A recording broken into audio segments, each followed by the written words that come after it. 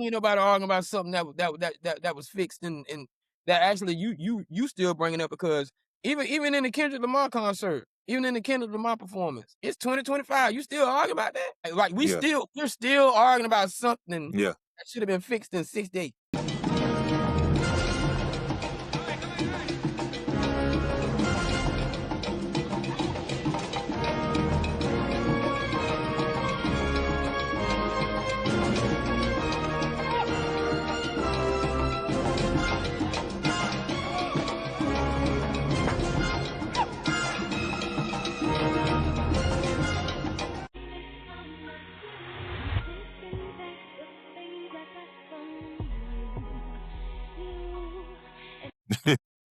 You know what I'm saying? Just I'm probably like 15, 20, 30 steps behind things doing that life be life and thing. But just in case you don't know, we are live. We are live.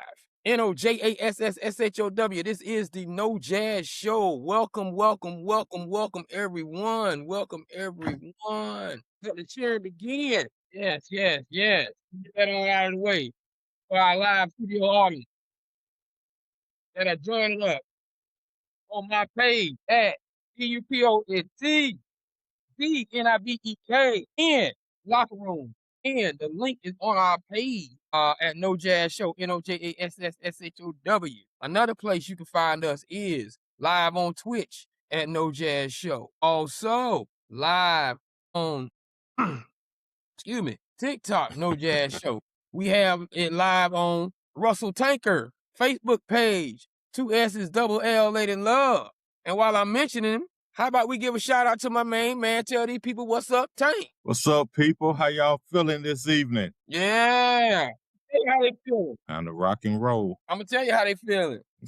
A lot of them feeling like, damn, I should have bought that Rosetta Stone. But we gonna get into that.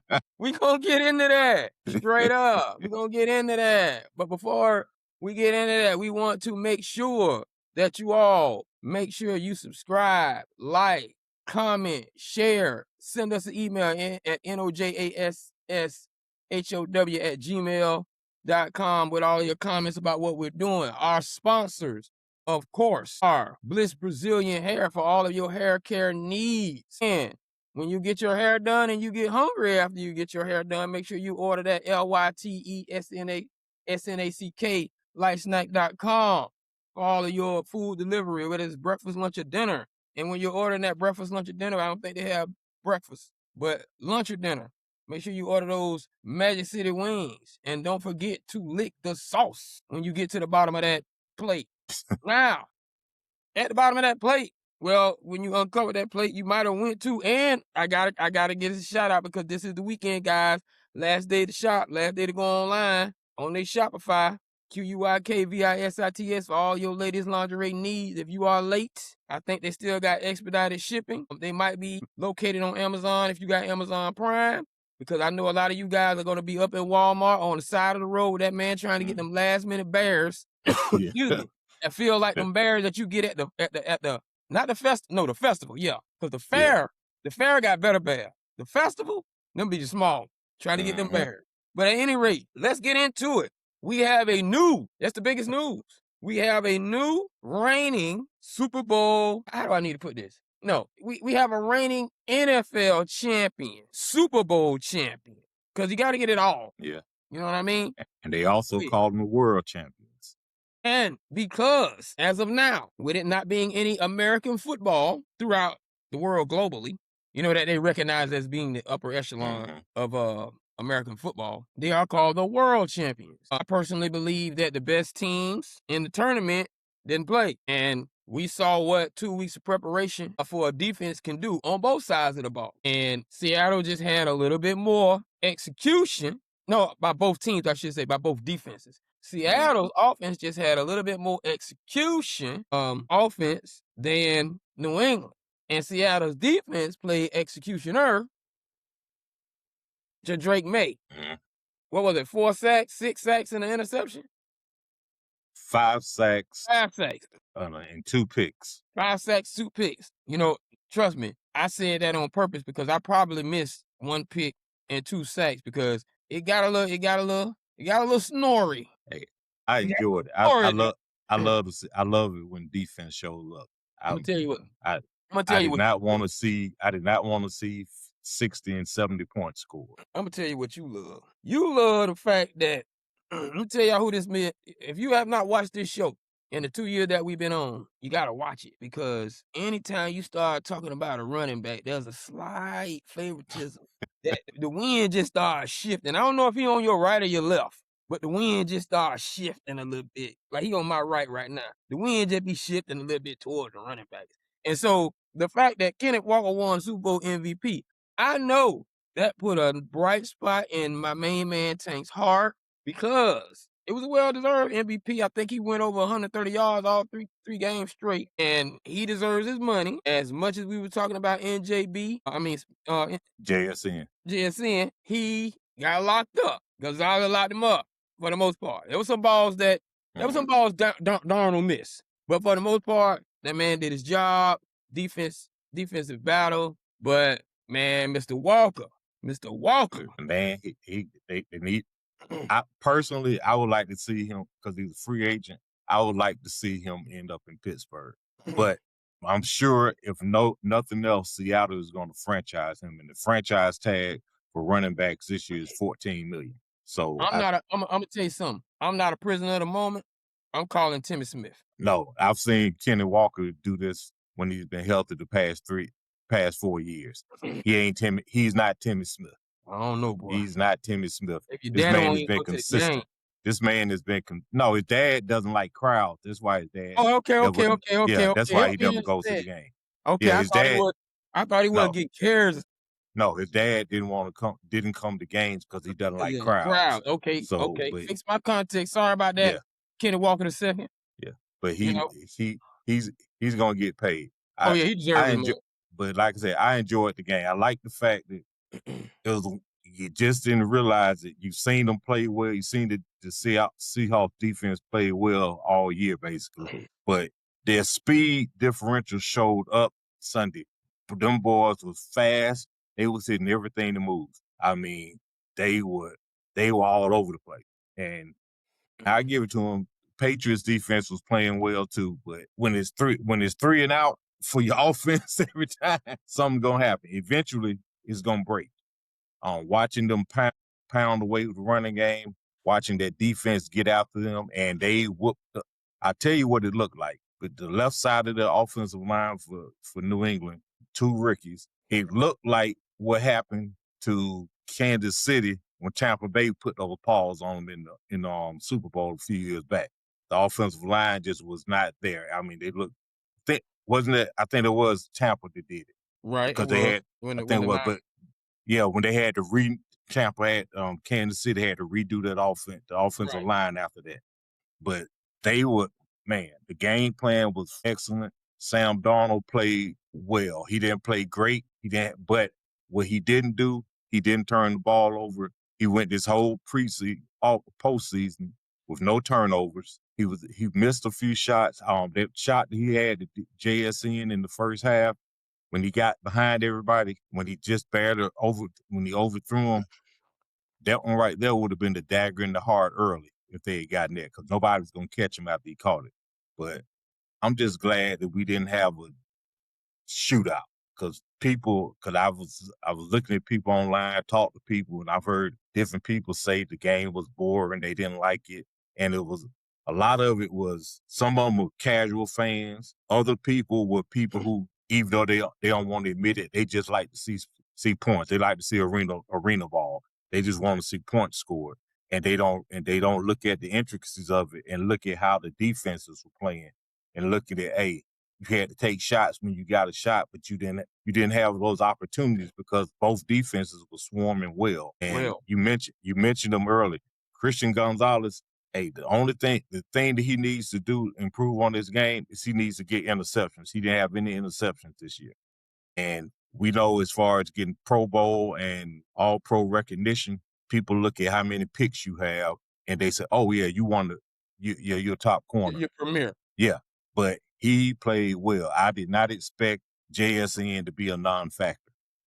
I wasn't expecting that at all.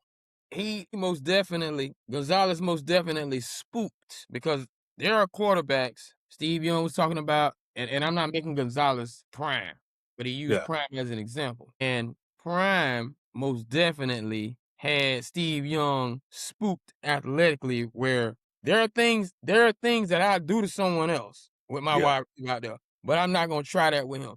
He had Darnold spooked enough to where he wouldn't give JSN things that he probably would to someone else, and that's a part of your job too. Playing that quarterback out of his comfort. Being smart. Right. He was being smart.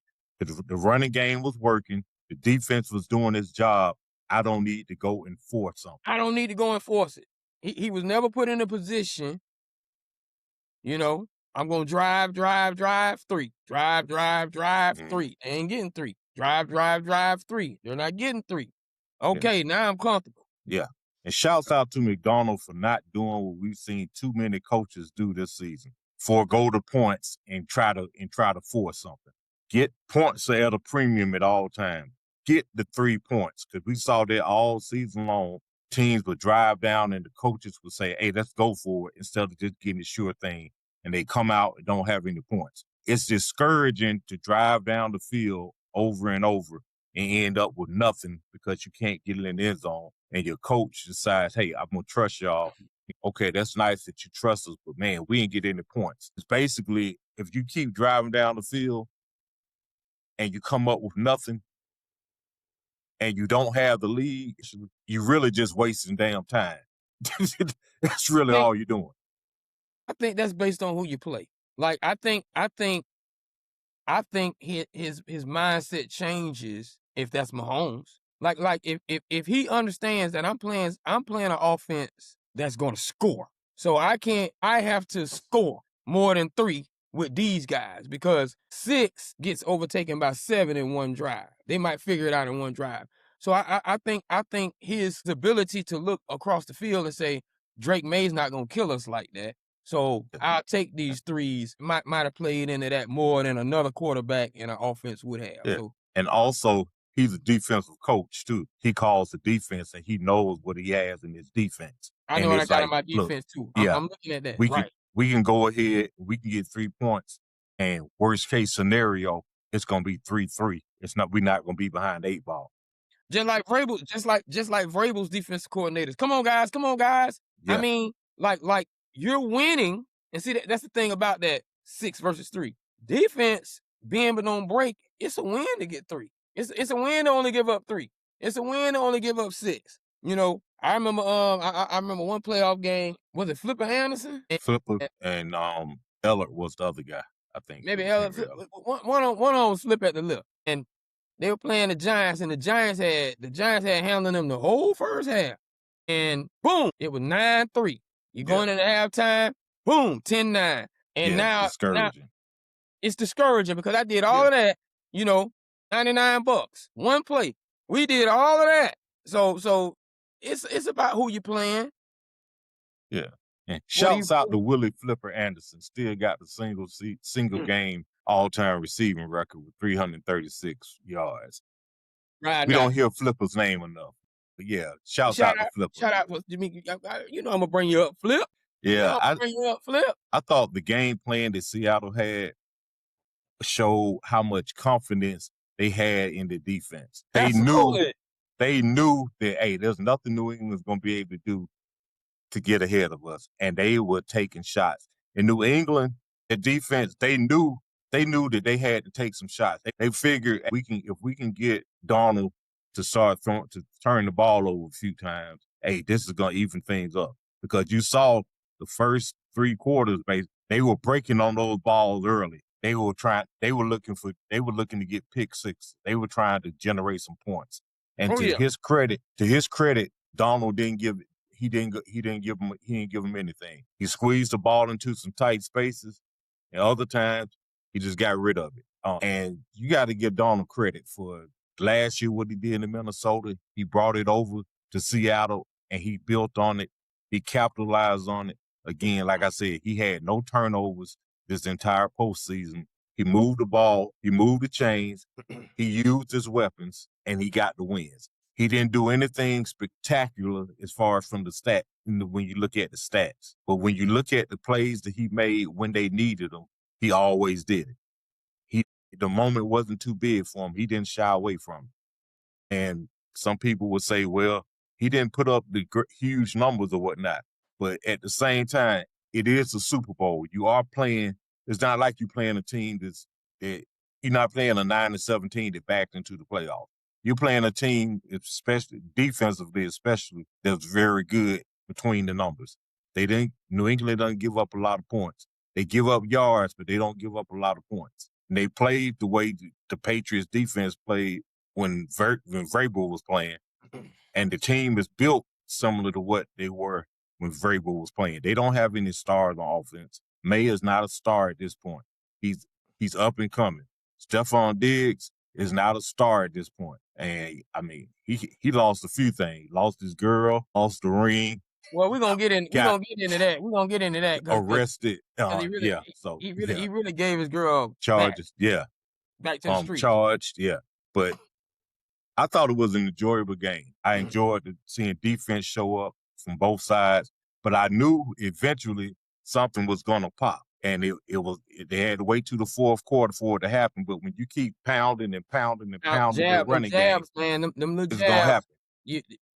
And Kenny was consistent. Yeah, he was consistently moving the chains. He was all game. I'm gonna give him. He was all game. Yeah.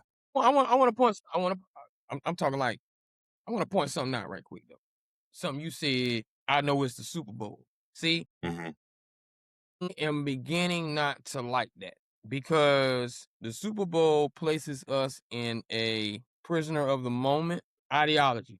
Because when you lose, that gives everybody every opportunity to say, "Oh, but you're not this because you lost that big game." Yeah. I'm just gonna say this. I don't subscribe to that.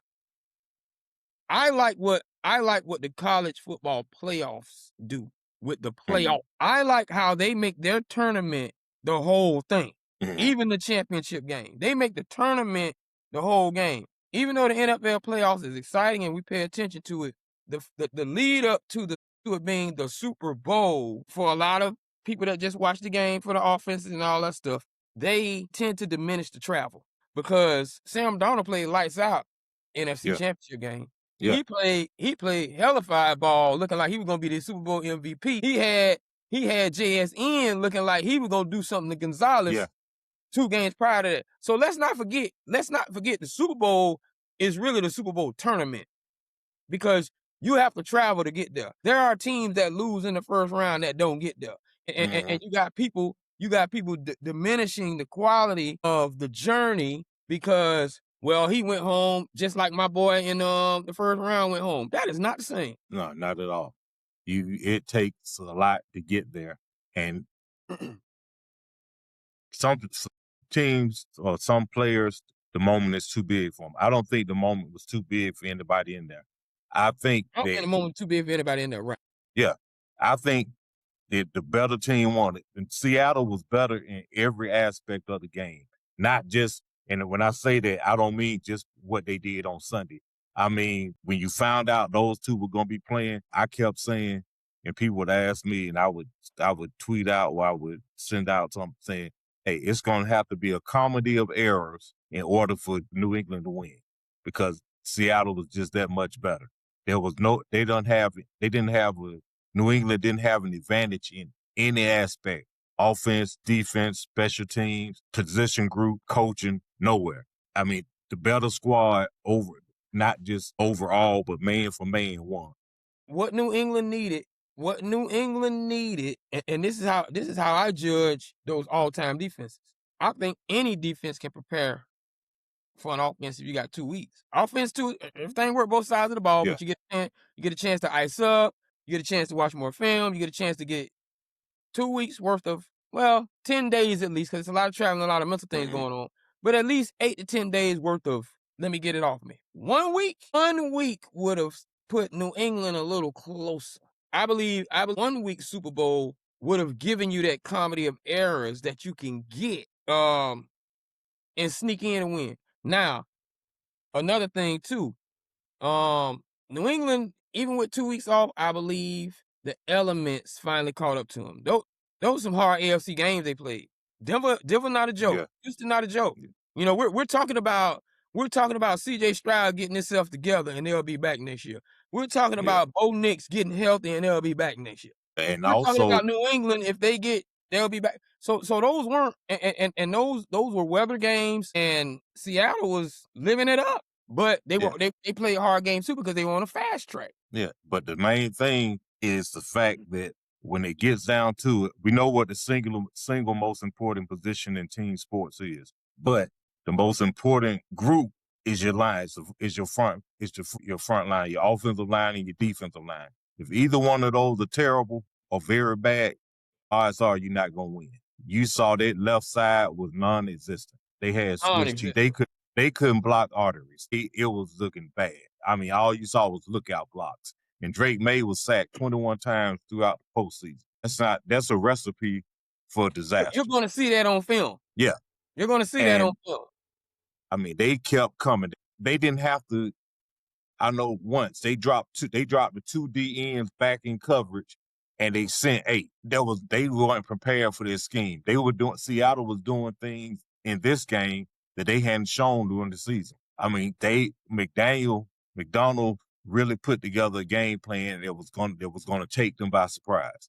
I mean, they already had the advantage, but when you put out something that they haven't seen yet, right, makes it even worse. And you look at the size of their DBs. They don't have small DBs. They can come in if you send them on the blitz, they can bring down big quarterbacks. You're not sending 5'9", 180-pound corners on the blitz. You sending some 6'2", 215 guys coming in off the corner. So, I mean, and those are the types of guys you beat with a Oz Hakeem and a Wes Welker, because I'm gonna have to find me a guy to run underneath all of that to be a little mosquito and get on your nerves to move this ball down the field. And funny I said that because old New England found that. Mm-hmm.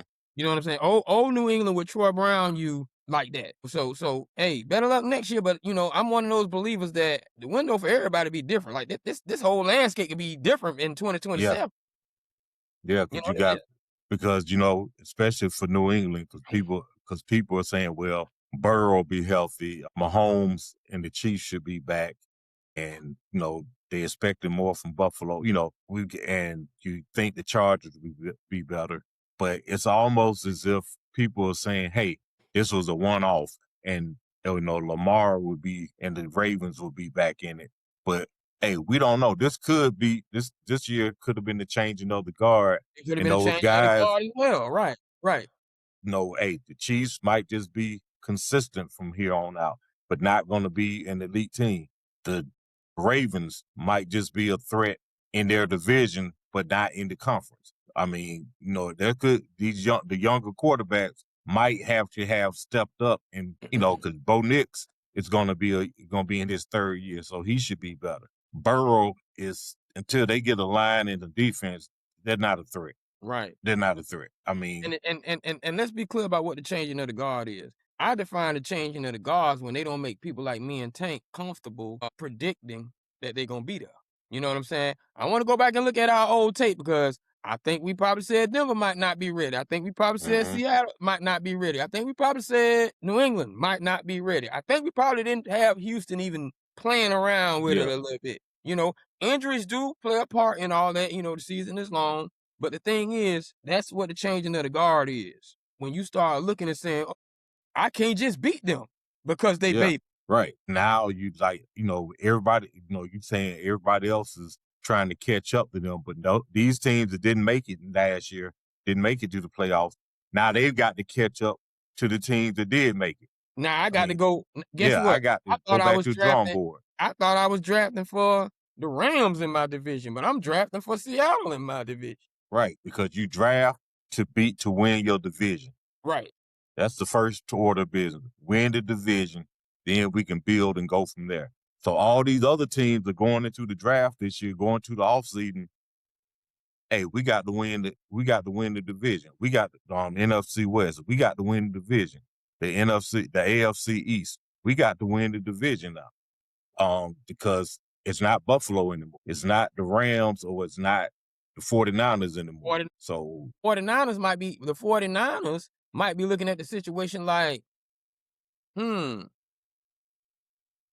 I really confident in not having this level of a quarterback and just letting everything handle its business? Let's talk about it. I mean, we're not switching on the subject, but let's talk about it. High-priced wide receivers value did not show up in the Super Bowl, in the playoffs. Not even the Super Bowl, in the playoffs. Ayuk was talking all that noise. San Francisco got better. Did they not? They got better and didn't even use him, didn't even miss him this year. Pickens, you talked all that noise. I know you had a good year with us, but Pittsburgh still made it to the playoffs without you.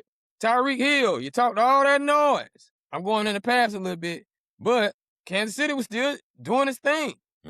So it was somebody else. My boy, the Commanders. Oh yeah, man, he was a non-fat McLaren. Scary Terry. Scary, yeah. Scary Terry, you scared of the playoff. I mean, let's be real. So now the dynamic might be buck up on this defense and get a running back. Kenny Walker done showed you that. But it's a copycat league, so you're gonna see other and the top 3 running backs that are free agents this year that are up. Are Kenny Walker, Travis Etienne, and what's his name? I'm trying to remember his name. It's gonna come to me. But those are it's 3 of them who are up for the franchise tag who could be moving. And that's on, $14 million. Are you gonna franchise these guys or are you gonna let them walk? It's gonna hit me in a second when that third running back. Well, while you looking at that third running back, make sure you follow and subscribe with us on YouTube at No Jazz Show.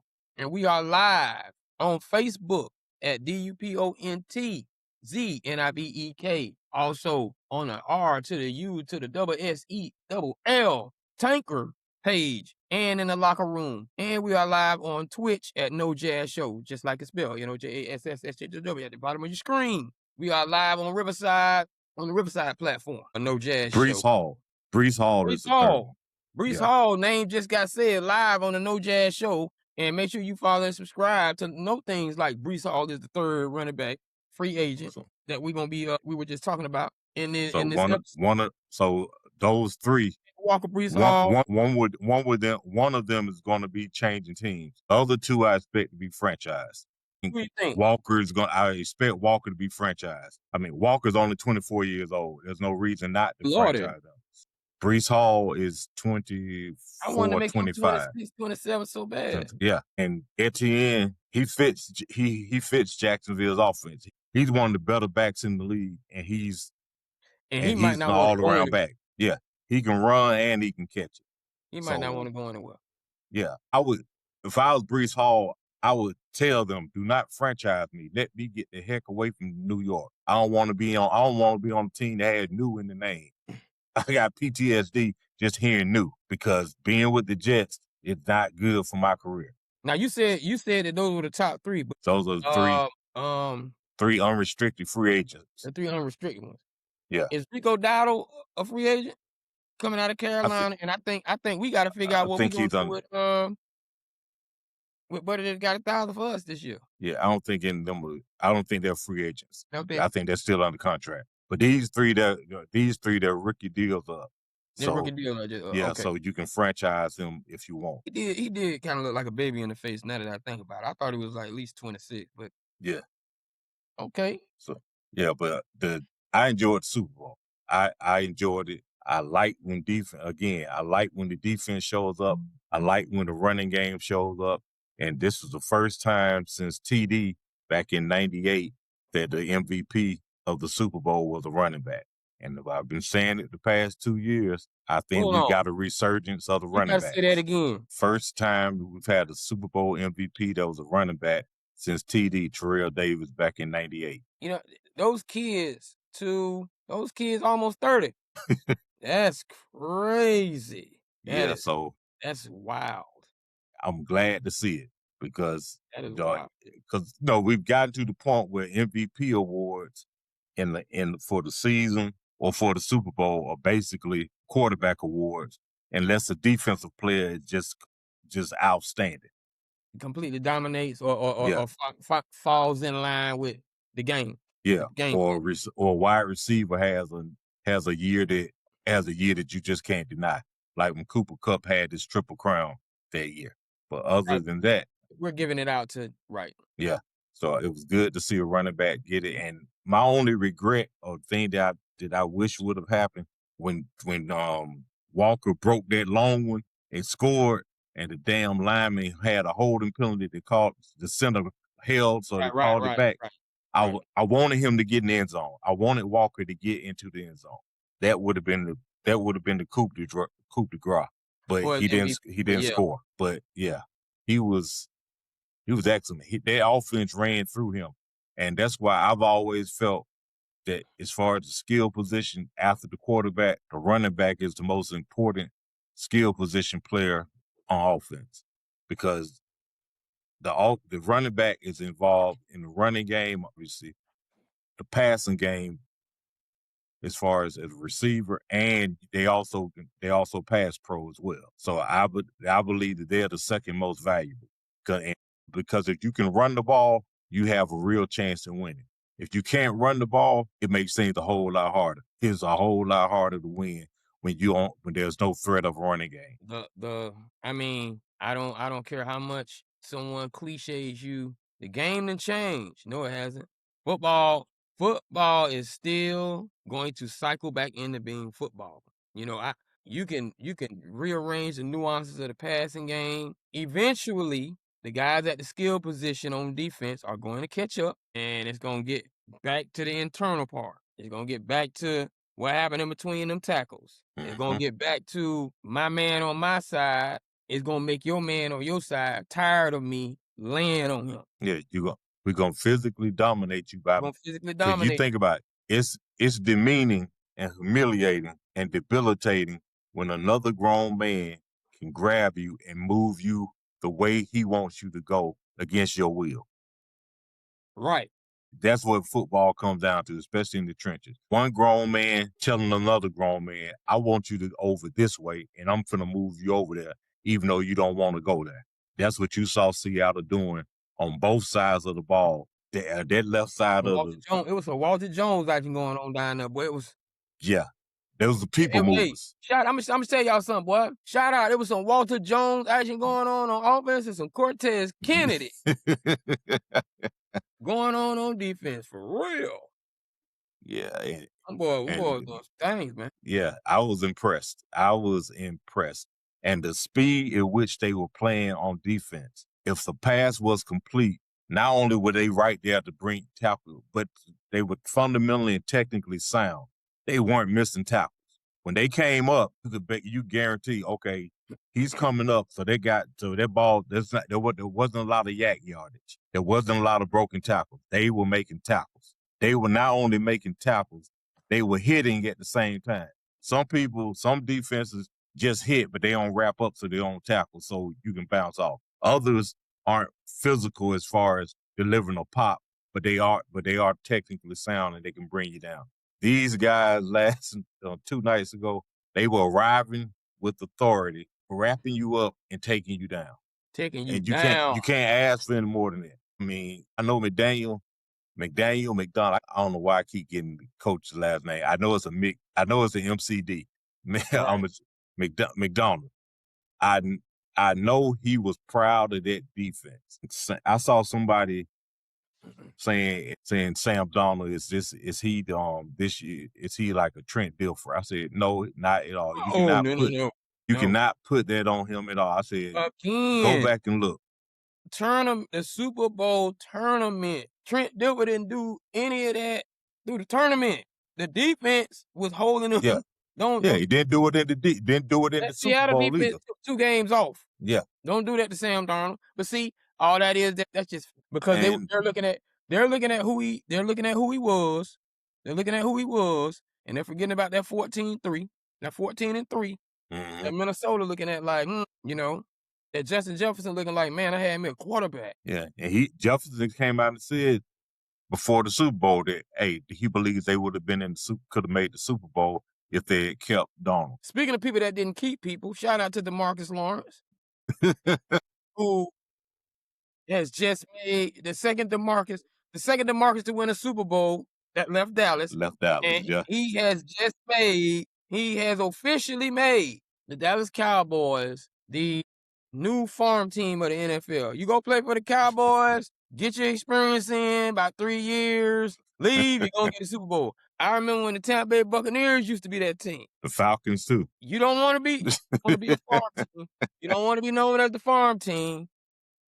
Yeah. And I'm telling you, if you get on to be the farm team at the Cowboys, you're gonna really have a great time because it's a good time now. A good time learning football there. Mhm. Best facilities, don't really have to work, you know? Yeah. Get paid and not really work. Hey, Yeah. I'm just It's a letting you good know. life. But again about Sam Darnold, as far as people not wanting to give him credit, I was watching LaShawn McCoy, and for this dude has it up his behind about not giving Sam Darnold any credit and can't stand him. I'm like, dude, the man went out and did his job. Why are you saying, oh well, but the defense did this and that? He didn't want to give him any credit whatsoever. And I'm like, you've been hating on the dude all year for whatever reason. I mean, I don't understand why people, it's like this, when the quarterback plays well, he gets credit. You know, that people don't want to give him credit because they want to say, well, it's this, that, and other. He went out and played well. He didn't have a great game, okay, statistically. When you look, he was a little over 50%. He was like 60% completion rate, just over 200 yards. But he didn't turn the ball over. No fumbles, no interception. And really, he didn't make any bad decisions with the ball that just didn't work out. He went where he needed to go with the ball. JSN went out. He found Cooper Kupp when he needed him. He found his tight end when he needed him. He didn't audibled out of bad calls. He audibled into good checks. He did everything that you asked him to do. They played complementary football.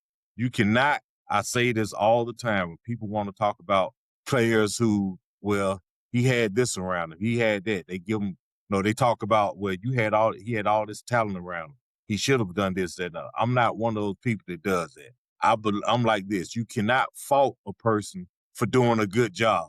That's what they're supposed to do. That's why they're there. You can't fault somebody for doing their job well. Give them credit for doing what you want them to do and not take away from it because, well, he had this or he had that. He didn't have contextually, that's what we're gonna do. Yeah. We have enough data to where when you come back with that statement, so you trying to say he Patrick Mahomes, they're gonna hyperbolize way up there to make sure the argument condensed in their manner. Like even Shady saying what he said. Shady knows that Sam Darnold played this tournament better than Tom Brady did in 2020.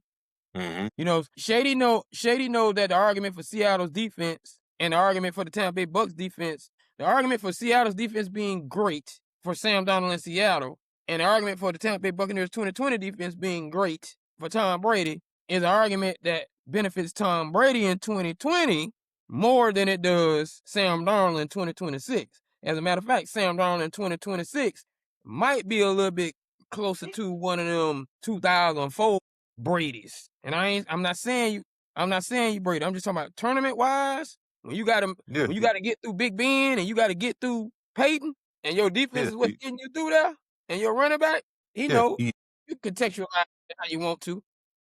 He did what was needed. That's all you can ask for. I mean, and then I saw some people posting and asking questions. But, Super Bowls bring out a lot of stupid argument because I kept seeing it posted and then they discussed it on another show. No, they're asking, is Cooper Kupp a Hall of Famer? Unequivocally, no. At this point in his career, he's 32. No, there's nothing. And we aren't just all about numbers, but the man's numbers are not conducive to him even being in the argument for that. He had one great season. He had another 1,000-yard season. He had the Triple Crown. He had the Super Bowl MVP. But never has anybody ever said that Cooper Kupp was the best wide receiver in the NFL at all. even the year he had the Triple Crown, he was the most productive. I still don't think anybody was saying he's the best out there. I mean, his numbers don't translate to say he's a Hall of Famer at all. I don't even think it should be discussed. Having said that, we're gonna discuss the 2026 Hall of Fame inductees based upon that same context you're talking about. What do you think about the inductees? I like the fact that you got a special teams player in there, a kicker who's been clutch, and it's particularly clutch in the postseason because that's where you make your money. This past weekend, the only New England Patriot to win anything. Yeah. So I was fine with Vinatieri. We knew it. We all knew it was going to happen. Not necessarily the first ballot, but we knew it was going to happen. I had no problem with any of them. The only person who I would have a little pushback on would be Roger Craig. I talked about that last show, but to go into, I mean, if somebody showed you his numbers, his average of 49 yards a game rushing over the course of his career, if somebody showed you that he wasn't close to 100 touchdowns, showed you he had like 60 something touchdowns, and he played 13 years, and he had 3,000 yard seasons. Only one great rushing season, which was 1,500 yards. The other two, he was just barely over 1,000. You would not say he's a Hall of Famer. He wouldn't. But granted, he's got the 3 Super Bowls, and I would give him this. He showed up in the Super Bowls. His Super Bowl numbers are conducive to his career as far as not being great running the ball, as far as yardage wise, nor being great receiving wise, but being average or close to average overall. Because he had, 100 and something yards rushing to his 3 Super Bowls. He had a 100-yard game, then he had another game with like 70, another one with 40 something. But his overall, and he scored 3 touchdowns. That was in his first Super Bowl. He didn't score in his other 2. But his yardage overall, combined yardage, was like 50-50 for both average wise for both. He was, I would have pushback on him. I'm okay with him getting in because when you look at Craig play, you know that he's special, but his yardage, his numbers aren't special. And that thousand. We 3 Super Bowls, right? This is about to be about 3 different discussions that we've had over time, so I'm not going to discuss. I'm gonna just interject on because I want to point out. We said rings can get you in. What did you do within the matter of time that you did it? Yeah. Contextually, there's a whole lot of places you can kind of look at this. So I want to ask you something. And I want to go back to what you were saying about Cooper Kupp. Regular season alone, just total regular season, right? Mm-hmm. Was Lynn Swann better than Stallworth? Yeah, because he did it longer. Because he did it longer than when Swann retired, he really Stallworth really came on. So for the time that they were going naked when they were both Swann was the man. Yeah, Swann was the man. So Swann has some regular season Hall of Fame numbers. And but he's in for what he did in the postseason. Okay. But the regular season he did things, but we also looking at the different eras. But again, I would. Where are Lynn Swann's receiving yards? Because you're admitting, right? Mm-hmm. And Lynn Swann is the ultimate. Besides, I'm gonna put like 1 and 2. Like who show up in the postseason? Because he should have been on our all-time offensive list too, easily. He was on the Super Bowl He was on yours? Super Bowl. Yeah, he was my slot. I had Irvin. Lynn Swann was Irvin. Yeah, Lynn Swann was definitely in your spot. Yeah.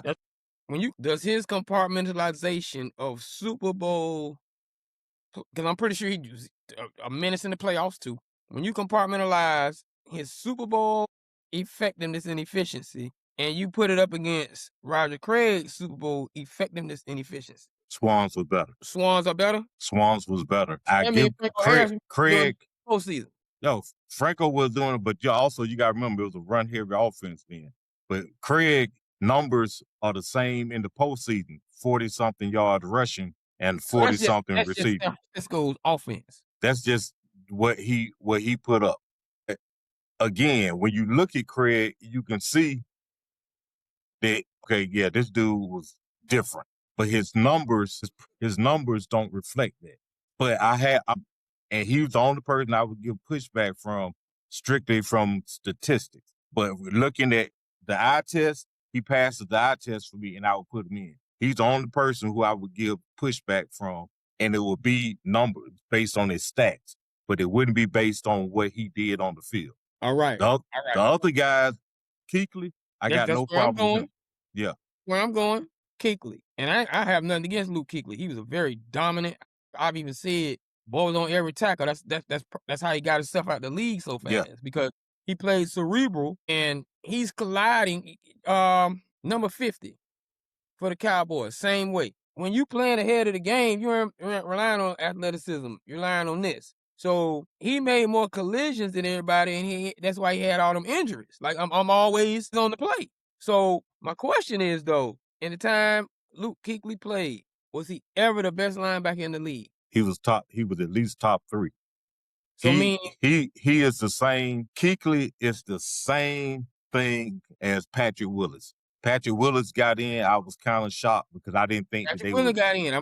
Yeah, I didn't think that he would get in, or especially not first ballot, because he only played 8 years. I thought they would hold that against him because They didn't hold it against either one of them.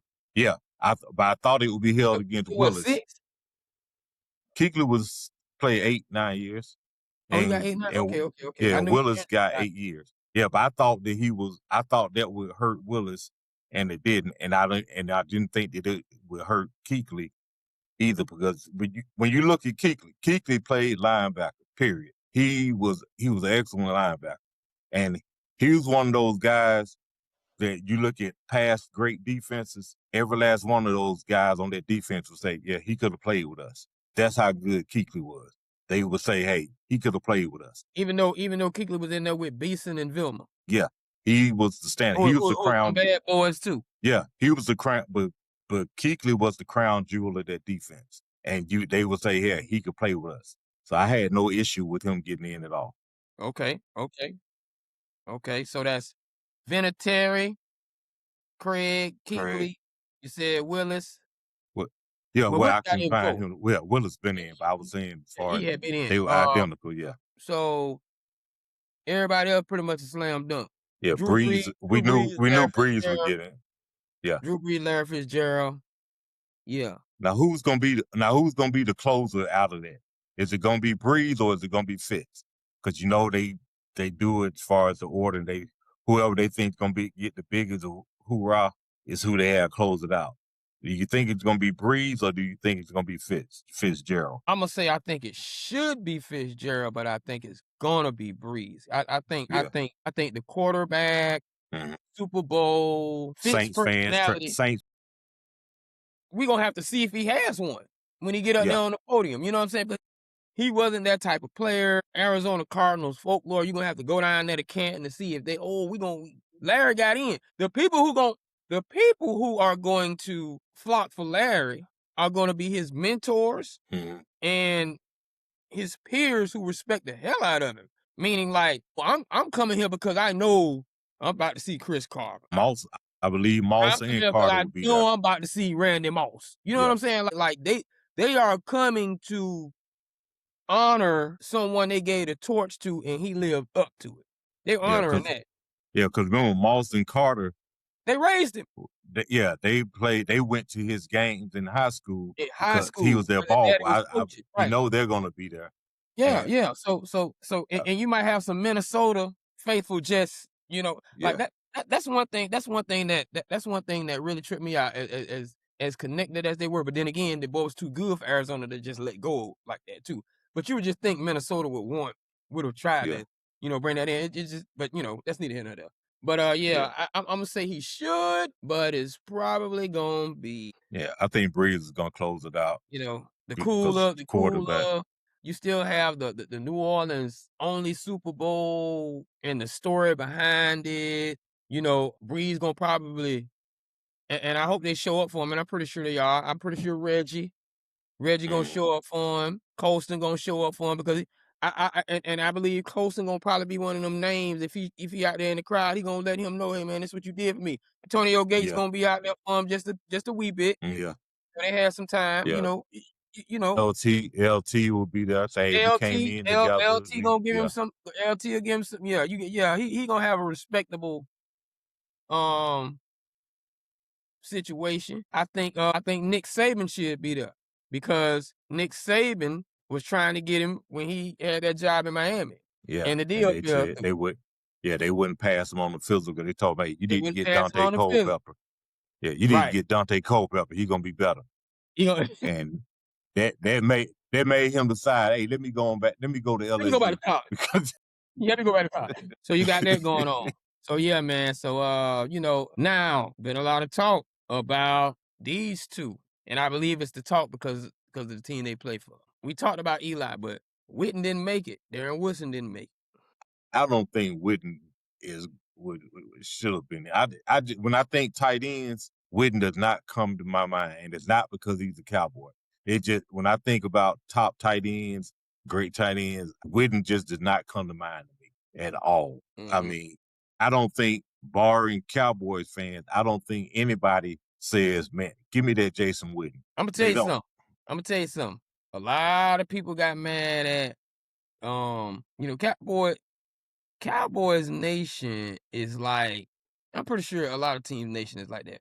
But Cowboys Nation is like, and I hate to be talking like this on a public podcast, but it's like all of us is one gang, but we different because we on this side of the street, like the Rolling Sixes over there, and then the Who Would Deuces. I'm sorry if I'm getting y'all wrong over here, but we all in the same group because it's so many of us. We were saying like, I think he's just a Ring of Honor guy. And Yeah, you know what I'm saying? yeah. And the reason I think he's a Ring of Honor guy is we believe in championships here.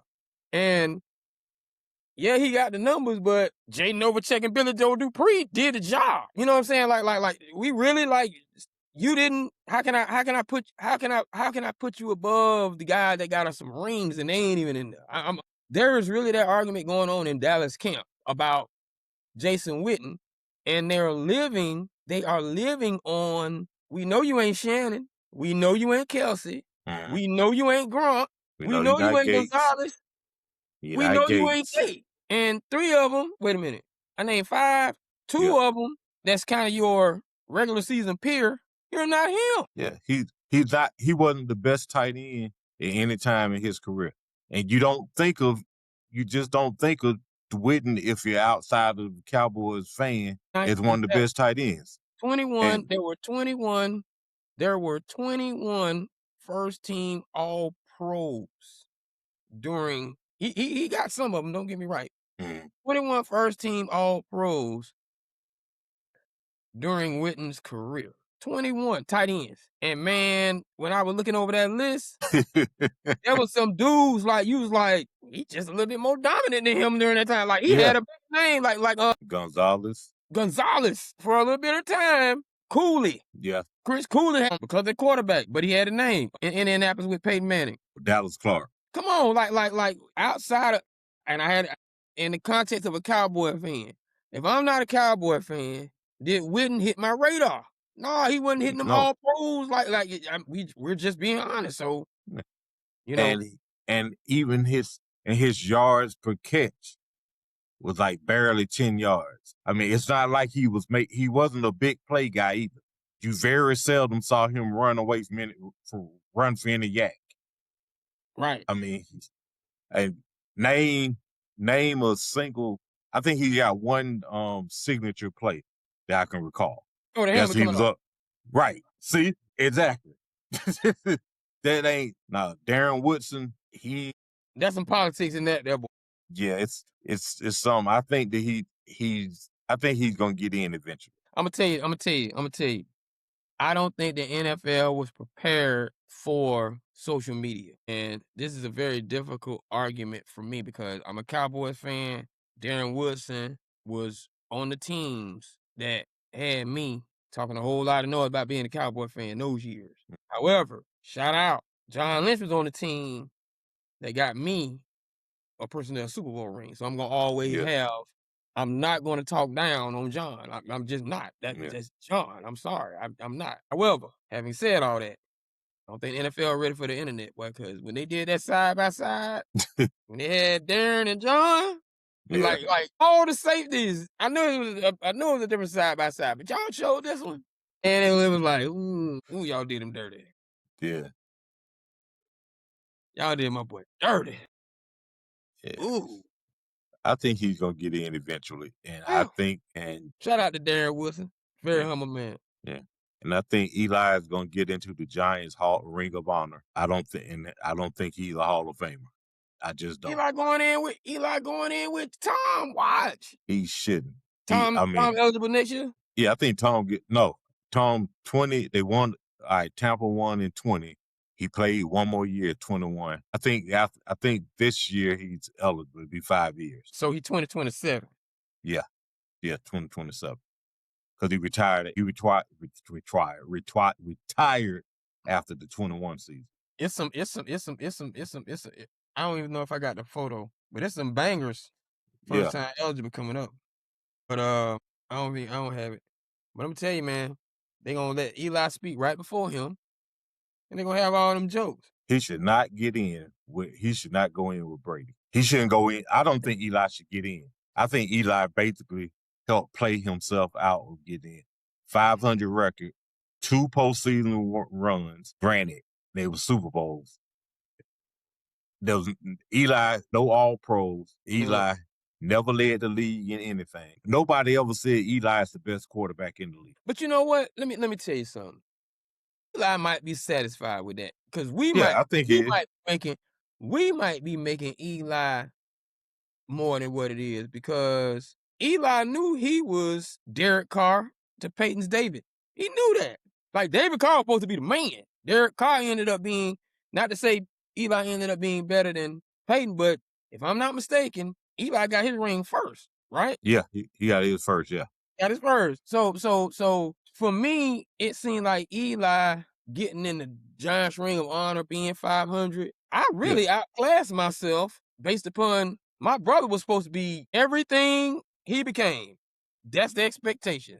I never tried to live up to him.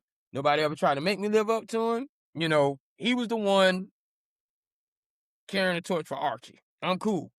Eli can say, hey, I'm the second best quarterback in my family. Peyton, Eli, then Archie. I'm the second best quarterback in my family. And then Archie gonna have to come down with the argument. I'm the best quarterback in my family college football. Yeah, but I think that Eli is a better Jim Plunkett. Jim Plunkett doesn't need to go in the Hall of Fame either. I mean, people always want to say he got 2 rings, and we place an emphasis on rings, but at the same time, you still have to look at the totality of a person's career, and if this person was ever the best in the league or top 5 in the league. And them all pros, man. Them all pros. Neither one of them was ever considered the best quarterback or one of the top quarterbacks in the league. And then sustain it after you. Eli's own teammates never talked about him as being great. Tiki always had something to say. Michael Strahan has never been giving him a glowing endorsement. None of those guys have ever given him a glowing endorsement. And there's something to be said for that. If I played with you for X number of years, if we won championships and I'm still not on your jock like that, it lets me know that you weren't that guy. You were just one of them. Now, does Bill and Mr. Kraft make it in next year? Bill should have made it this year. Have they? Yeah. Okay. And with all of the backlash and all this and stuff. But now they're talking about changing the voting and doing this and that. If y'all would listen to us when we told y'all 2 years ago how to do this damn thing, you wouldn't be having all these damn problems. Just like Prime said, I'm not saying anybody ugly. I love them words. He said, I'm not saying anybody ugly, but you wouldn't have the Grinch judging a beauty contest. Right. Because he don't know what beauty is. Yeah.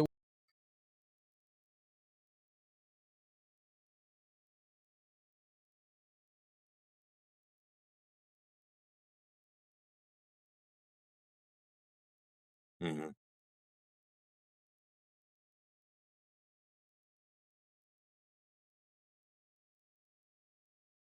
franchise tag for wide receivers this coming season is $28 million. Do you believe that Pickens is worth $28 million? I believe that Pickens is worth $28 million to the Cowboys because that gives them because the best part of Dallas's team is the wide receivers, it's a passing attack. And you have a legitimate two receivers if you have Pickens. Otherwise, you back in the same boat that you in before you had Pickens. I think that Dallas is going to franchise him and maybe trade him if somebody comes through with some trade capital. But I don't think that I would franchise him because he did thrive in that offense. So I would do it. But if not, somebody else is gonna offer him $30 million. Yeah, it's a lot of money out there for him. Yeah. He's the best receiver available right now. And if his head is screwed on straight and it's screwed on straight beyond getting paid and meaning, hey, I want to be the best player out there and I want to win a championship. If that's the case, you got a dog at receiver. He is, shout out to my boy. He going through a Le'Veon Bell situation. It's like, I'm going to give you $28 million and put you on probation. I think Le'Veon Bell at that time was like 13 and a half, 14, something like that. I'm going to put you on probation to see if you are mature enough to have money.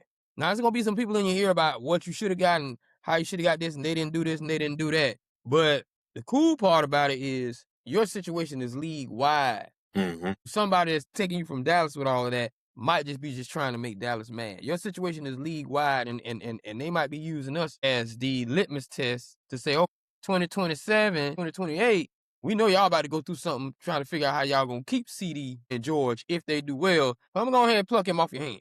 I'm going to go ahead and get him off your hands and let y'all have that. Cool. We have enough draft picks to wear the franchise tag, and you picking the rookies. Mm-hmm. Makes sense, right?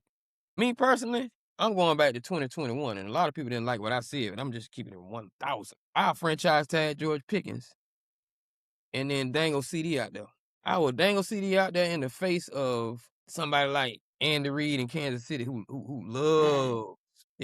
loves a wide receiver like CD that move around a lot because I hide him better than y'all do. Like when CD move in Dallas, you know he getting the ball. Yeah. You could dangle him with the 49ers too, because Kyle needs a receiver. I'm gonna dangle him out there for some first and second round draft picks because my pick is the 9th pick. No, my pick is the 12th pick. And somebody like Kansas City has the 9th pick. That's why I said though. And if I can steal your safety that you need to sign if you don't sign by draft day from you, pretty decent safety. If I can steal him from you and then get your 9th pick for CD, I'm gonna get Carnell Tate right quick. Now I'm gonna take you off the franchise tag. I still got my man Carnell Tate for 3 years, even though he might be a head case too, so I got 2 head cases. Head cases in Dallas ain't never been an issue when trying to win shit. Keep it 1,000. Let's keep it 1,000. So I'm gonna mess with Carnell Tate on the gamble of what Ohio State wide receivers do when they get to the league, at least within the first 2 years. Yeah. Boys go crazy. So I'm gonna play around with that. Let CD have it, and I got me a 24 and a 21-year-old that's gonna be 24. That's gonna be 27 years old when this contract up, and I'm gonna have me a 24-year-old when the rookie contract up, and that's gonna be right around the time that the $6 million wannabe needs his replacement. Hanging on to him too long. Yeah. And it'll be crazy to let CD go right now. I'm crazy to say what I'm saying. I'm not even saying CD is bad. I'm saying this is the first time in a long time that throughout the league, that Batman and Robin stuff ain't really Batman and Robin. Yeah, because when you have too much money tied into these receivers, to two receivers, it really hurts your franchise. It hurts your franchise. You got that money tied up into them, and you got that money tied up into your quarterback usually. So you really don't have much money to spend trying to get anybody else. That's what's happening with Cincinnati. You don't have no. Let's keep it 1,000. That's what's happening with Cincinnati. Hold up, JSN. Yeah, you earned your money this year, but we didn't win. We didn't win the Super Bowl with you. You got us there, but we didn't win the Super Bowl with you. But we're going to pay you a king's ransom for all you did in the regular season. But let it be known, we did not win the Super Bowl game with you. So the wide receiver value stock the money versus the outcome because JSN, you actually earn your money, but you also helped the argument because you on a rookie contract, ball out of control, and made it to a Super Bowl. Yeah. Whereas we got all these high paid guys. But JSN is still on his rookie deal, so you don't have to worry about paying him yet. He's only in this will be his 4th season. So you don't have to worry about him yet. He could go play some sit out games. Yeah. With I don't Ballmer. think He he could is go though. play that. But he don't seem like that type of guy. That's what I'm saying. Yeah. So the market to play around diva wide receiver, the data working against him. Yeah, because it's getting to the point now where you're saying everybody wants to give all this money to receivers, but how many is it really working out for? How many are really? Because remember, after the Rams gave Cooper Kupp that money, he was hurt. He wasn't productive. He ain't had 1,000-yard season since. Devontae got his money. And that's not to say Devontae wasn't balling, but it was like he ain't Devontae. Yeah, and he hadn't let anybody get in their jewelry, and he's in his 30s now. He's in his 30s. Nothing against Devontae or none of that. It's just the gamble is if I put all this money on offense and I leverage it against not having a defense, it's not getting the hardware. The data shows it, especially in the quarterback position. But at any rate, moving right along. We talking about winning. I'm gonna jump all the way down to what you said. Cause I need to figure out who this was. You were listening to Debo and Joe. I got the name Deborah. Yeah, Debo, James Harrison, and Joe Hayden. Joe Hayden. Yeah. Okay. And $250 million versus no ring, or $100 million and a ring. What's more important? Yeah, which would you take? I heard this on a basketball conversation too. Yeah, he had Debo asked Hayden, which would you take? $100 million and a ring, $250 million and no ring. Hayden said, I would take 250. Ain't no question. Give me the 250. Give me my money.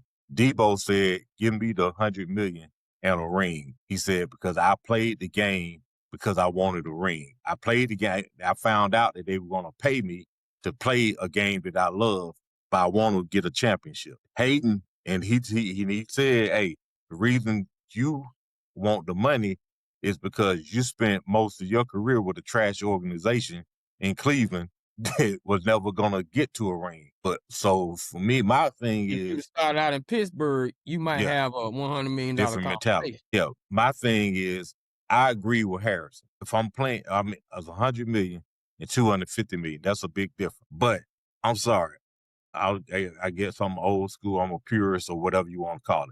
I want to be able to say I won it all. I want to be able to say I'm a champion. I want to be able to say we were the best. I was part of this team that was the best that year. Because at the end of the day, people want to know, but you played, you did this. Did y'all ever win? No, we never win. You turn into just another guy. Yeah. You got money though, but I want a ring. I'm sorry. Because you do play to win the game. Herm Edwards, you do play to win the game. You get paid, but if I'm going to play, I want to get paid, but I want to win the championship. I mean, because you got guys who who are talked about as being some of the best or one of the best to ever do it. But Eric Dixon, one of the best running backs to ever play the game. But he got as many as I got. Marino, one of the very best, without a doubt, to ever play the game. He got the same amount as I got. Jim Kelly, 4 cracks at it, naked. Thurman, 4 cracks at it, naked. And those guys, I don't care what anybody says, if you ask them to be honest and hey, answer off the record, what would you give just to have one ring? Man, I believe it. Yeah. LT, look at LT's conversation. And I'm not talking about Lawrence Taylor. I'm talking about LaDainian Thomas. All-time single season touchdown? I'm trying to remember who took it. Somebody else got it now. Somebody else took it. I'm trying to remember who. Like going back to my boy. You know what, Prime, you must be my uncle, big cousin, something, because boy, good God almighty. The Burberry liner. The Burberry. The liner. Yeah. You know what I'm talking about. And I heard they do this in Kent. Now I don't know how true it is, but I'm gonna tell you about 2 stories real quick. Imagine getting your gold jacket and they had a Burberry liner that represented the ring, the Super Bowl ring, and you got a gold jacket that didn't have that liner. And then you walk up on your friend, yeah, they wear their rings to Canton, and you see the ring, but you got the gold jacket, so then you got to show the ring to separate the conversation. Yeah. But if you get Yeah, I'm a champ. I'm a champ. I heard it's like when you go to Canton and they have that little dinner, they be calling out them tables. How many tables can you sit at? Like Jerry Rice, can you sit at the more than 5 all pro table? Can you sit at the I'm holding whatever NFL record table? Can you sit at the Yeah. I'm holding? And it's them tables start breaking down. And then they were like, when you start breaking them tables down and you see Marino way back there. Yeah. It's that ring means something. And I remember it was Chuck Noll, Hunt Schuler, think Joe Gibbs. No, not Joe Gibbs. Bill Walsh. John Schuler said they were all sitting at the down eating lunch, and they started talking about rings and championship. And Schuler said I was the only loser at the table because Walsh got 3-0, Noll 4-0, Schuler 2-3. 2-3. But then is it juxtaposed? Can come back with the argument, but I'm not the only loser at the table because I'm the only one perfect. Okay, yeah, but no, what I'm saying is like you have to start contextualizing your arguments. Yeah, but he said, I was the only loser at the table. I'm the only loser at the table, so I got to start contextualizing my arguments. Right. For talking semantics for these guys, you know what I'm saying? Like yeah, Joe Gibbs. Yeah, the ring means something. I mean, it just does. You can't. It's just like, hey man, I was a top boxer. I was rated number 2, and I was the number 2 ranked heavyweight in my career. Did you ever win championship? I didn't. I never got the title.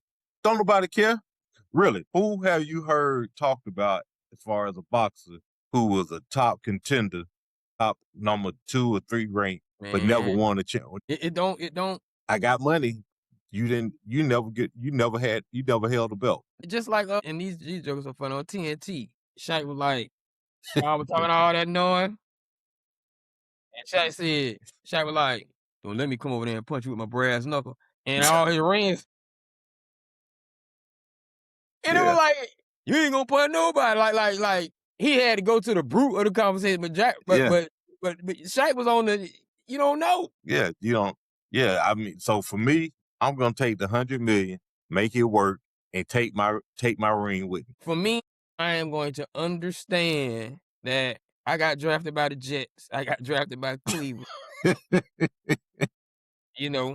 I got drafted by who else used to be out there like that? Cincinnati. I got drafted by Cincinnati. Detroit. I got drafted by San Diego. I got drafted by the Arizona Cardinals. So I'm going to have to argue for the 250. I'm just gonna have to. But if I got drafted by Cowboys, I'm gonna be mad. The Steelers, I'm gonna be mad. Anybody that wins, I am simpering. I'm gonna be mad. We couldn't figure it out how to do what they do. Yeah. How many championships did it make for Seattle? 2 or 3? 2. All that time, 2. Shout out to the 1976 freshman class, Tampa Bay Buccaneers and Seattle Seahawks. You both now have 2. And check this out. The Bucs can sit at that table and say, I'm 2-0. Seattle sit at that table and say, I'm 2-4. 2-2. Yeah. 2-2. Yeah, 2-2. 2 out of 4, 2-2. That's just how it is. We did that. Oh boy, we did that. I shouldn't even say. It was the way it was crunched up in the sentences. We got to talk about it, man, and because that's what I wanted to get to. Really. James Pierce Jr. and we got to get in father mode at this point. We got to get in father mode. This thing got a whole lot of layers to it. But unless you've been hiding under a rock, I don't even want to say the girl name in it, but she's a WNBA player, and her name been just tossed out there a whole lot. But he got into an altercation with his girlfriend, ended up following her, pretty much chased by the police. Rammed her car with his. Rammed the Lamborghini, got away again, and gave chase to the point where he crashed her car, crashed her car, crashed into her head on. Could be facing prison time. Career over. Could be. I don't want to say Atlanta Falcons late first round pick. Late first round pick. I don't know how to. I don't know how to tell a young man to be 20-something years old with millions. I just hard. Yeah, but she said that he was getting increasingly controlling, and there was also his temper and everything is also why he fell on teams' draft boards. And high school classmates who talked about the fact that was he had a extremely short fuse, and he also had an extremely short fuse at Tennessee. Those teammates talked about it. So I mean, this is something that's been ongoing, and hopefully this is the first time that he'd ever done something like this to her. Right. Put her in danger. Because I It would gave hate you the to think, bond. yeah, 25,000. Hate to think that she endured 3 years of dating him, and he was putting hands on her. But you can't. I'm sorry. I mean, I'm all for giving guys a little leniency when they do stuff, but this could have been extremely bad. Could have ended up even worse. He could have killed her. He could have killed himself. The cops. It took 7 cops to bring him 7. in. Yeah, they could have killed him. Like, hey, he's doing that. Somebody could have got trigger happy and shot him. Right. Yeah. So I mean, and I'm sorry. I'm He's sorry. definitely he getting God grace, but Yeah. he getting man's grace on 2 ends because the officers obviously gave him patience and grace because they understood he was someone Mhm. at a high status, local famous, being an Atlanta Falcon. They don't want Yeah. you don't want that news, and you're gonna get that more patient than you would Yeah. June. Right. From a dating standpoint, I'm almost pretty certain Buddy got how long you been with the Falcons? This is first year. First year. That's what I thought. I'm almost certain Buddy got at least 2 years worth of NIL money to take care of her while she was on her come up. And then of course you always looking like you're gonna make it to the NFL, and you did make it to the NFL. You are making this money, at least 20.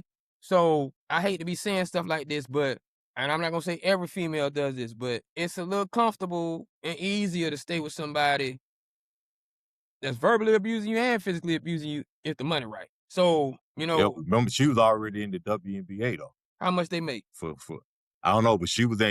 She was getting NIL money also. How much they make? Hey, I don't know, but That's what I'm saying. I'm almost certain Buddy was leveraging them pockets better than Mhm.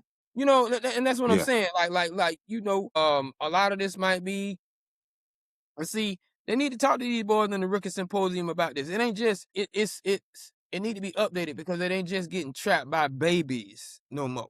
You getting trapped by when you put your girl on and she's going in circles she might not have been going in before. Even though you NIL, WNBA, your Instagram and your social media popping a little bit, the NFL linebacker on the rookie contract probably make what the dude ninth on the depth chart in the NBA. So when he get in her DMs, she might answer. So if you already got a hot head, your pocket pride start coming in. Like I know you ain't playing around with. So we got the, and I know what I'm saying, but I see too many young black men going through this, and it almost sounds like when I'm advocating to teach them better, women tend to think you forgetting about them, and they've been victimized. No, I'm not, because you all are the first ones that bring this to light, and you say he's always been like this. I'm from a generation where I know a lot of women took them licks, and I know a lot of women got hit one time and said, "Oh, it's enough of me." You know what I'm saying? Just like on What's Love Got to Do with It. I could push a cake in Tina's face. But one girl said, "You ain't gotta hit me but one time." Yeah. But I think with that though, because we don't know what all We don't know. we know they broke up last year. Oh, he's still. Yeah. So I don't know what type of relationship they have. There was any abuse or anything, because her statement never said anything about previous abuse or Oh, I anything. thought you were saying she could No. be. You said it could have been hypothetical. Yeah. Yeah. Okay. Hypothetically, it could have been something that because she did say she broke up with him because he was getting progressively more possessive. So, but that doesn't necessarily mean that he was putting hands on her. So I don't want to put it out there that he was doing any of that. And possessive for a woman is a relative statement. Yeah, but the bottom line is that's not what he's done allegedly is something that nobody should be doing. And That's my point. I mean, he put his life in danger 2 times and put her life in danger once by ramming her car. He put himself in danger again, like I said, by ramming her car and by fighting with 7 police officers. And again, because they knew who they were dealing with. Like you said, they said, okay, we're not finna. Normally, we would go ahead and just pop this dude, but this is a high profile guy. We don't need all this other stuff coming down on us right now, so we're not gonna pop him. But somebody might have tased him and said, because no, they didn't even tase him. Now somebody could have tased me. Some people who pass away from getting tased because they got heart condition or whatnot. But yeah, he got released on $25,000 bond, and he got a stay away clause. And for his sake, I hope he's smart enough to actually stay away. Because if he violates it, yeah, they're gonna yank him and throw it behind the jail. But I do believe he's gonna need counseling. He's gonna need therapy. And I believe that he needs, if all of this happened the way she said, and actually did all this stuff, I think he needs, well, it won't be jail time because jail time is a year less. They need to go ahead and send him to prison. He's looking at 5 years. I would have a problem if they send him away for 2 because you can't keep. He did all that in the city. He did all that in Yeah. the city, and it's hard to overlook that. Like the reckless. Yeah. You can't just, you want to be lenient at times, but you can't be lenient with some stuff and give somebody a slap on the wrist instead of giving them something that's gonna really wake them up. Well, if I'm your attorney or your agent, see, this is where it really get tricky. But I know what position you play, and I know what you play professionally, and I know what you've been playing pretty much all your life to get that good at what you do. So if I'm your attorney or your parents or anything like that, hey, put me on the table and scan me, cause I might have a disorder. Like I might be messed up. Yeah, but you can't think about it. You can't detect, say, CTE. You can't So they detect. say. You can't. Yeah, I but I I think they saying, let me tell you about this. For me, I think they are saying this to protect themselves from the slippery slope of everybody that's in prison that done played football saying, "Oh, I got a headache, and I done had a headache all my life, and I probably acting stupid and doing crazy stuff because I played pop warner ball." yeah, I I think don't. he's I gonna. just I give him 2. think you can see. I just don't think you can see a dime on the moon, or a satellite can see the year on a dime from way out in outer space, and you can't go through the machine, and your brain blue over here and healthy might be green. I just don't.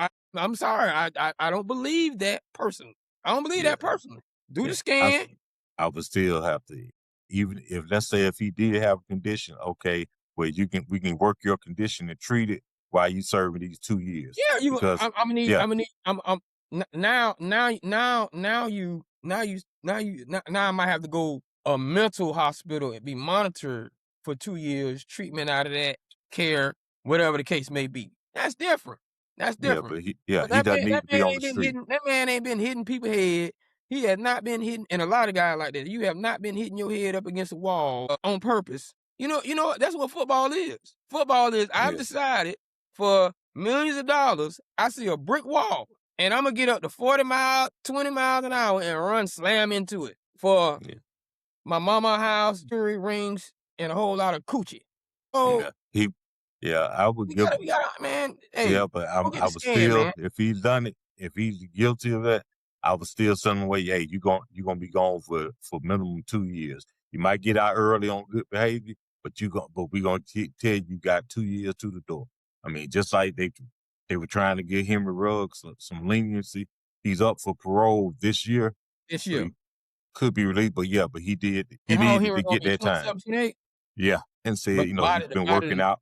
He's been working out trying, because he's planning on trying to get back in the NFL. This Mm, dude, if he goes away for 2 years, when he comes out, if he still had shows that he hadn't lost much, they'll give him another shot. a I lot of mean, athletes because coming out. because your Money gonna be different.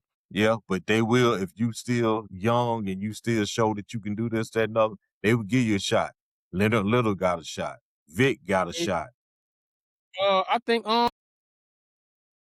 Dante Stallworth got a shot. Dante Stallworth got a shot. I think even before he went back, Nebraska. Yeah, Phillips. Lauren Phillips. Yeah. All y'all, well, I don't know about Dante, but Lauren Phillips should have got a scan. I'm telling you, man, son, you ain't all the way right.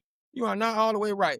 But I'm not justifying being lenient with your sentence. I'm just saying it's some other stuff going on. Shout out to the entourages and all the come on dogs out there that see they boys get in these situations and they be like, "Hey man, come on, dog." Yeah. And it snap them out of it, you know. So y'all go through a lot. Y'all go through a lot. So having said that, we're gonna go from one guy being bad to Bad Bunny, because that's the talk of the town. That's the talk of the town, and we're gonna get to the other talk of the town, Stephon and Cardi. But what do you think about the halftime show? What do you think about all the noise? And you can start wherever you want to start. What do you think about all this noise behind the halftime show? I think all the "It's Not American" and this, that, and other crap, all that ignorant crap, I don't think it had a place.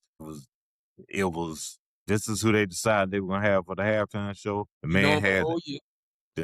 man has 89 million streams per month. He's the most streamed artist in the world. The Super Bowl halftime show, we want to say, hey, it's for us because it's the Super Bowl. You know, the halftime show is for us. The Super Bowl and the halftime show are the most streamed and viewed sporting events around the world for every year. That means that halftime show is for everybody in all these countries and continents all around the world because everybody's watching. So the halftime show is bigger than just us. And he is truly a global artist. So all these other people watching in other parts of the world, they knew who he was. Me, I didn't know anything about him until they announced his name. And I was like, okay, who and what is a Bad Bunny? I have a friend who's Puerto Rican. His daughter likes him. Okay. And he told me, yeah, man, he sent me some of the music and I listened and I was like, okay, this is cool.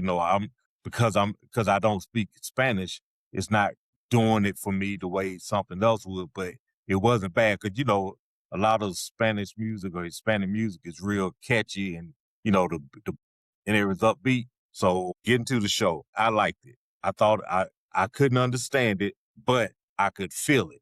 And that's what music does. It allows you to feel the energy and feel what's going on. What did you feel?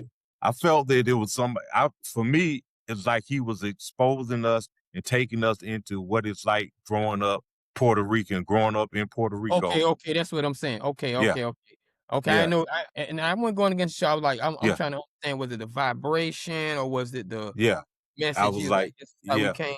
Yeah, gotcha. This is how things are. And then you saw all the symbolism of the things that go on. Like even when the power went out, the power lines, when they were up there, because I know some people like, why is he up on the utility pole? But that was representative of all the power outages that they have in Puerto Rico, and they aren't getting help from the government to help them get things fixed. Right, from all them storms, from those storms, and they always have power outages. And they went 6 months without power one time. But just that, of course, the dancing and the different things that they had. Hold on. I know you didn't just blow by the dancing just like that. I know you didn't just. What? Because I've evolved. I'm beyond just the physical. I'm here. I'm here, man. You know what? Yeah, but I thought that it was. Come on, man. But the entire thing. The culture. Because that was good. The symbolism. I thought it was I thought it was a very good production. The symbolism of all that. The symbolism of all of that going on. Yeah. I want y'all to hear what I'm saying right now. I want y'all to hear what I'm saying right now. The queens of I didn't understand it, and you all hypergamous. They still got married with the electricity in the sugarcane field, and they over in the bodega gambling. They still got married. She still loved her man enough. He was throwing shots. He he was throwing shots. He was throwing shots at the Hispanic Floridians. That's diverse with these blacks. Mhm. Them Hispanic urban New Yorkers. Oh, he was throwing them. Yeah. I Yeah, caught it. he had in the two bodega, what I think they call them bodega, the two places where he got The food. food. Those were actual owners of those types of establishments. They were, and their wedding, that was an actual I wedding. heard that it was an actual Yeah. couple. Right. Yeah, because they asked him, they wanted him to come to their wedding, but he didn't. So instead, he had them come there. They did that, and the fact that then seeing Ricky Martin there, I didn't know who the hell it was till after I had to go back and somebody And said you there go was back and Ricky saw it with Martin. Ricky. Yeah, And Cardi B was her Dominican. yeah. You know. And then seeing Lady Gaga there singing, and the fact, and you find out that her wearing that color, that shade of blue dress was symbolic of the original Puerto Rican flag that was talking about fighting for independence. Right. It was, I mean, I thought it was excellent. I gave it an 8.5 out of 10. Hold on. And the reason I didn't give it higher is because I don't understand the language. Hold on. You know, you gave it a 8.5 out of 10 off the show everything. itself. Off the show and seeing the sim. Off the show Yeah. itself. Okay. And I don't mean to cut you off. I'm asking because there's two different 8.5 out of 10. There are people judging 6s based on previous performances. Mhm. You're judging that on, I looked at that performance. I'm not comparing it to anyone else. I'm looking at this performance and I'm giving it an 8.5. Okay. Yeah. Yeah. Because I thought it was excellent. I'm curious as to how it came across as far as visually to people who were in the stands, because you in the stands, you're looking down. I guess they were looking at the monitors so they could, and I'm more curious as if they got the same view that we got, because he was down in there going through the trees and all. I got screens to show. Yeah. Yeah. So I was curious as to if they were getting the same views that we got, but I thought he did a great job. I thought it was cool. I shot him at 8 because I was kind of laughing, but then again, I kind of understand too. I looked at it from both sides. Bible Belt, Midwest. I'm not saying y'all got a right to argue, but y'all gonna argue because you all aren't really in that diverse of a culture. You know what I'm saying? Like diversity is Central Florida on down to Key West, New York, California. We got the Puerto Ricans, the Dominicans, the Mexicans, the Ethiopians. We going to school and we got friends. We go to their house and it's straight Spanish, but the child bilingual. We dating a girl who mama saying, "Why you bringing this negative home?"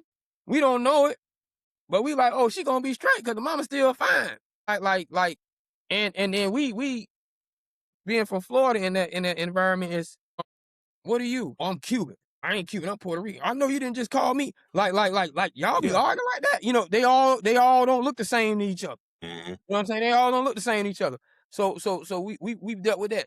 We remember going to the clubs, and they still do it today. We used to go to the clubs and hear all that music and know what was going on. Esta loca, areero. We don't know what's going on, but our homeboy told us, and they are brothers. Yeah. We cool. We done spend the night with some Puerto Ricans.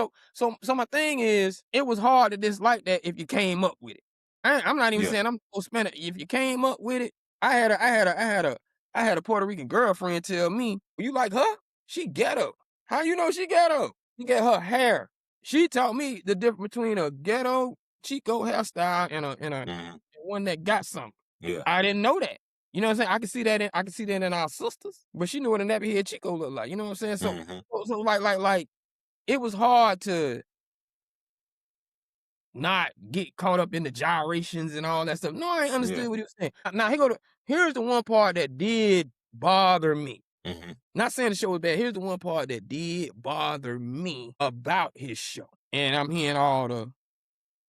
seeing all the black folk who arguing on behalf of, they think they own the show.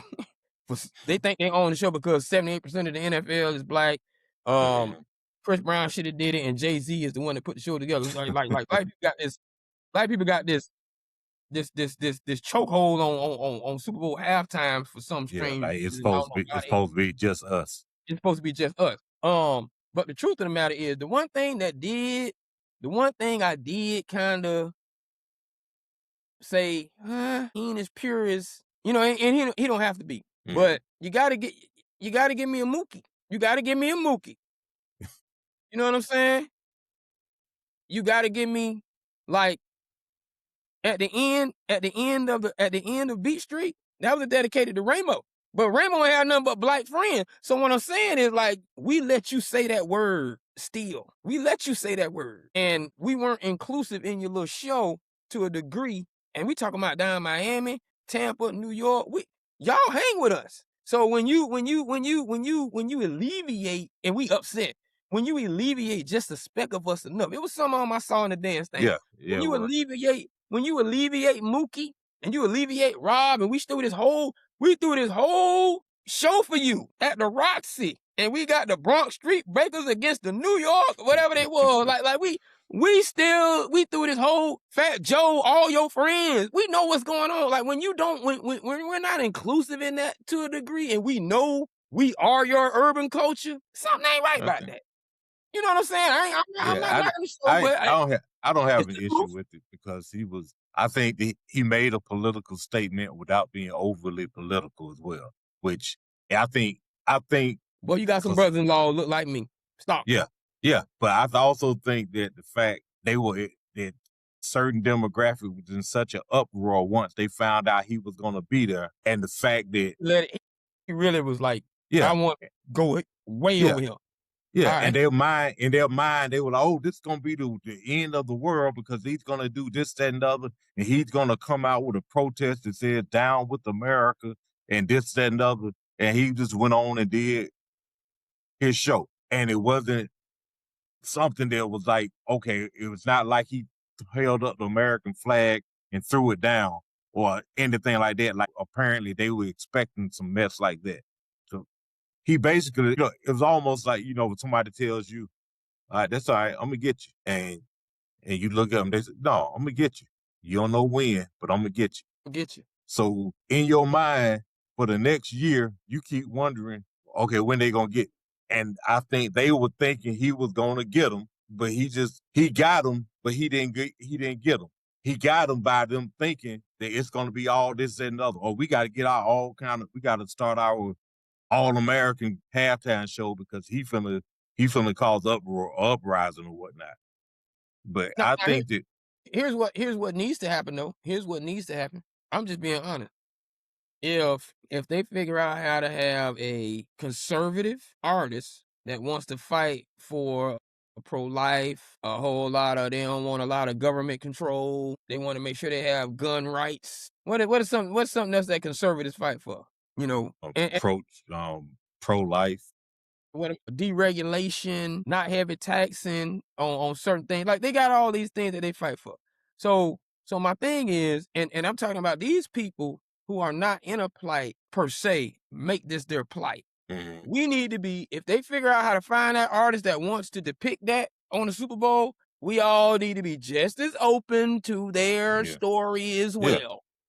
Yeah, and I'll be just as open, but it's got all. But the thing about it is, whatever genre of music it is, it needs to be something that's gonna be appealing. Because I think what they've done a good job of doing, for the most part, for halftime, is they made it appealing enough that you would at least sit there and listen. If it had been Kid Rock or some of this other stuff, I'd be going and doing something else, because there's some stuff I just don't want to hear. Because I'm not. Kid Rock got some early thump now. I don't want to hear that. Kid Rock was a rapper. No, he wasn't. He was a white dude who thought who was passing. But I mean, it's certain folks that just don't. Certain people you don't like. I don't want to see the Statler. I don't want to see, good old wholesome, the Statler brothers. I don't want to see Crosby, Stills, and Nash. Nothing against them, but I don't want to. It's got to be something that. But generally, they try to get some people that got some pop. That's pop, meaning they are popular, and everybody's heard of them at least, and they're familiar with something. But what do you think about Chris Brown saying they need me? I think he should have kept his mouth closed. Yeah, it was tacky. I hope he didn't really do that, but that you can't be. First of all, the NFL don't need you. Right. And I'm not taking anything away from your superstardom and the fact that you can do a good show. The NFL don't need you.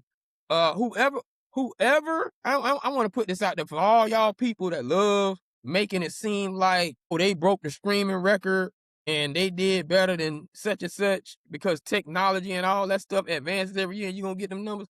How about y'all slow down a little bit because whoever is doing the halftime show when the Dallas Cowboys make it back to the Super Bowl is gonna bust every record there ever was, and I don't want because that viewership gonna be crazy, and I don't want somebody confusing. I don't care who the artist is, Latino, black, or white. I don't want somebody confusing their impact because the only person that's gonna put up Dallas numbers is dead, and he's already been there when Dallas. So I just want to put that out there, y'all, all them staggering numbers, y'all. Oh, he beating. Let that ride. That Super Bowl is something serious.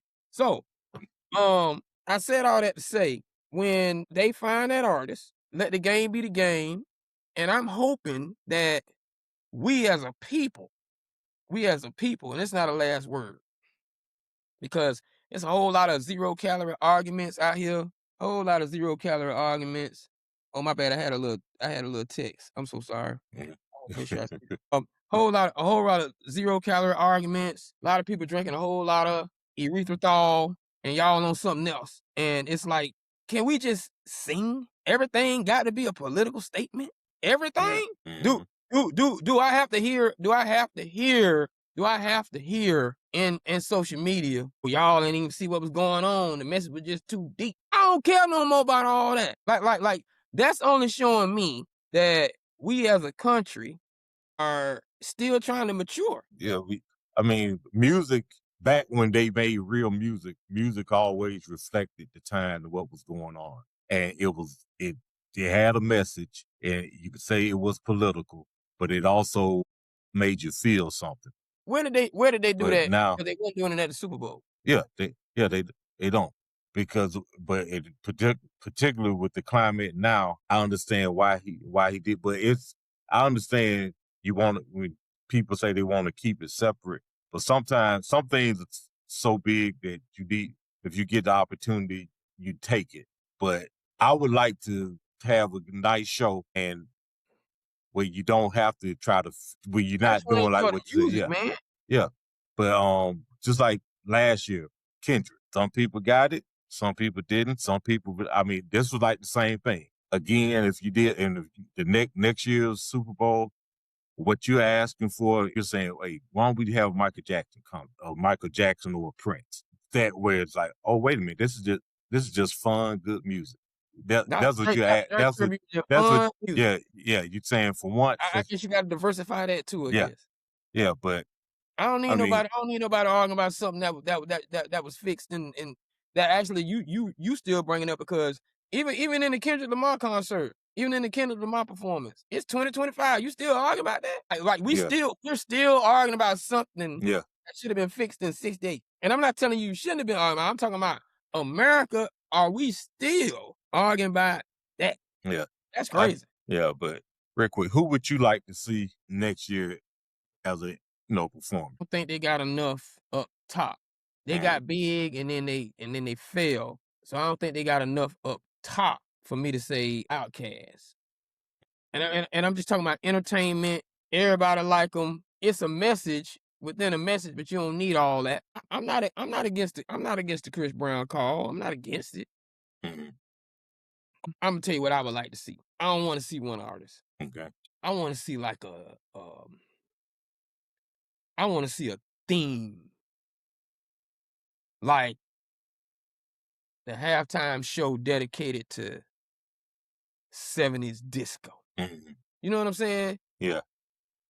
Find all them 70s artists that had the top hits. They I'm not sure. probably did. You think they did? Or I don't know how many of them still can actually belt them out like they did.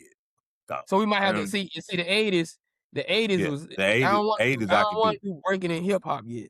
Yeah, I could You know do what the I'm saying? '80s. The '70s would be cool, but you got to find like the Bee Who Gees. alive? It's only one. They're not the Bee Gees anymore. It's the BG It's because BG. it's only one. And I don't And know.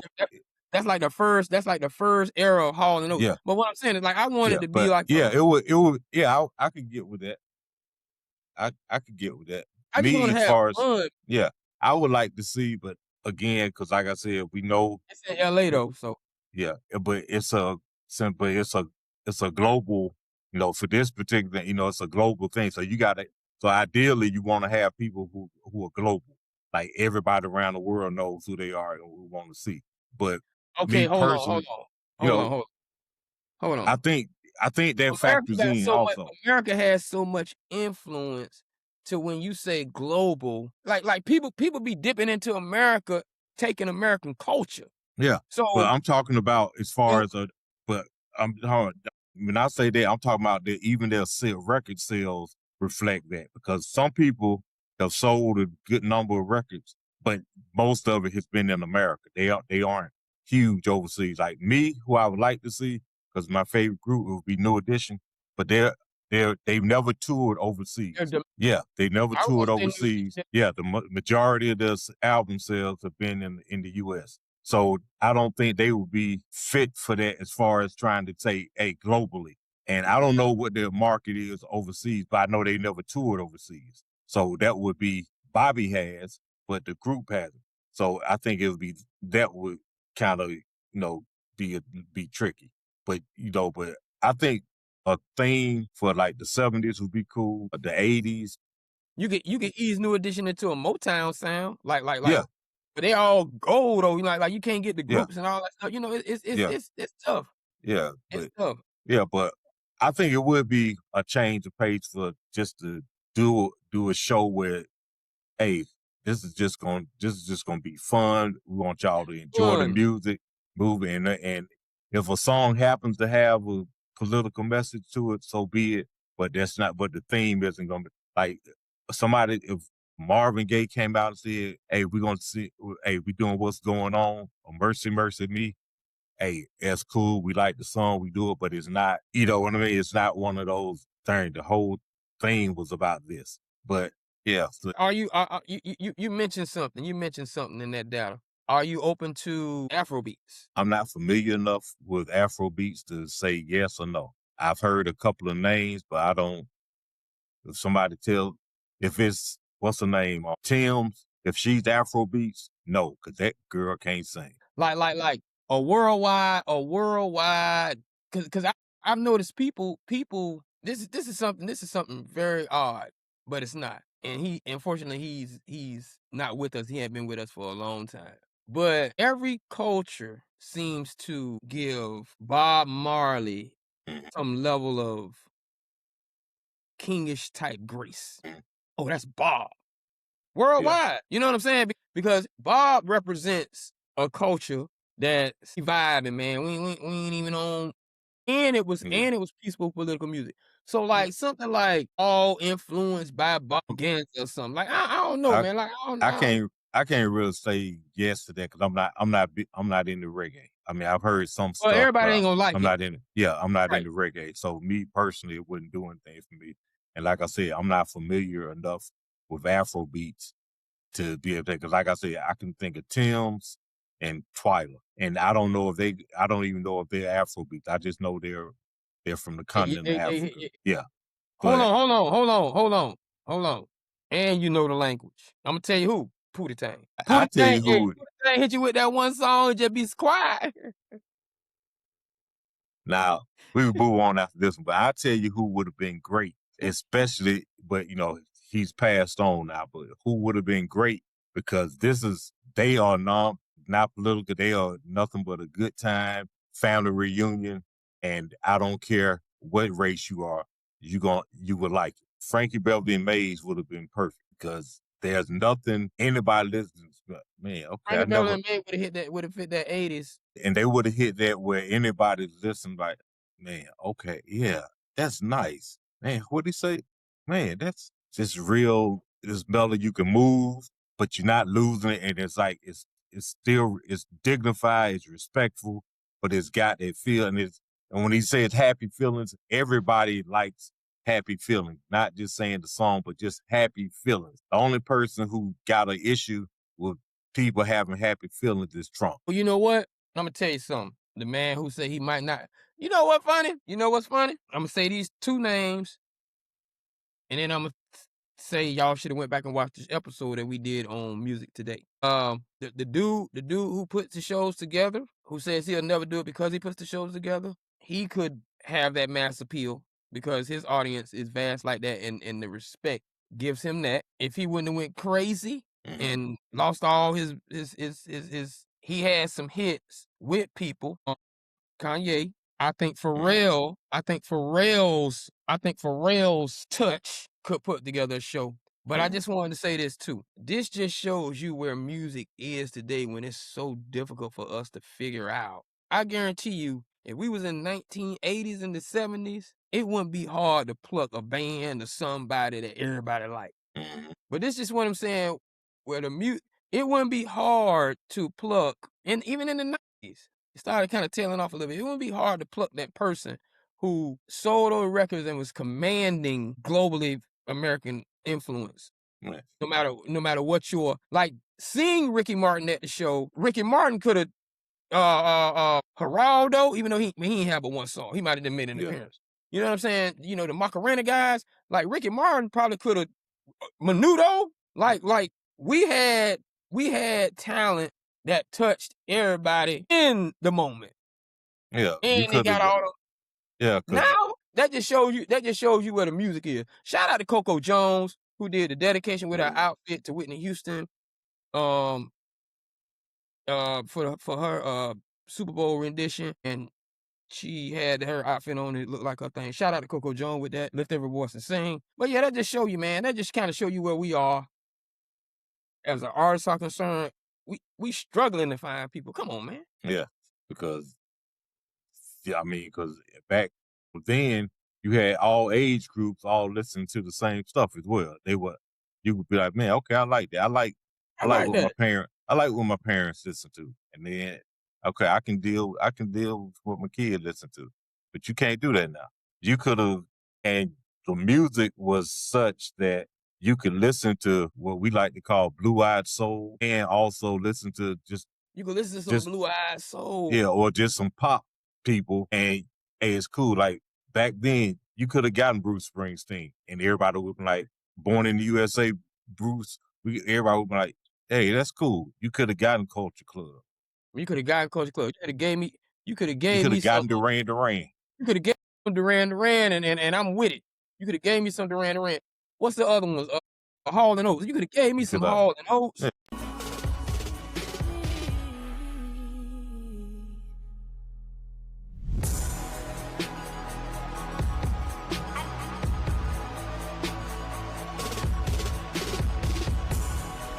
You could, man, if you could have gotten the Jacksons, if you could have gotten Rick James, you could have gotten, Yeah. I mean, but now you could have gotten Lionel Richie. Now, man, yeah, it's Stevie Wonder. Wonder. Man, Lionel Richie. Yeah, but now Stevie. Yeah, but now the stuff I don't even want to call it music, but the stuff now is so geared towards one small demographic that it's hard to get people who gonna have mass appeal, which is what you really want if you're gonna have the Super Bowl show. You want mass appeal where everybody wants to tune in and watch it and be like, okay, this is cool. Instead of, man, 365 days, like. Yeah. Instead of, man, I don't know them. I don't like them. Why they got them? They could have got so. You could have. Hey, there was a. I'm gonna touch y'all, man. I'm not gonna forget y'all. There was a Garth Brooks and the Billy Ray Cyrus era that was crossing over into us. Like, that boy bad. Like you know what I'm saying? Like we get it. And I'm not gonna be. He gonna give me one song or two that I know. Okay, that's that jam for me. I don't know the rest of them 5, but it's cool. Yeah, you can be like so and so. Oh wait a minute, didn't he sing? Yeah. Okay. Yeah.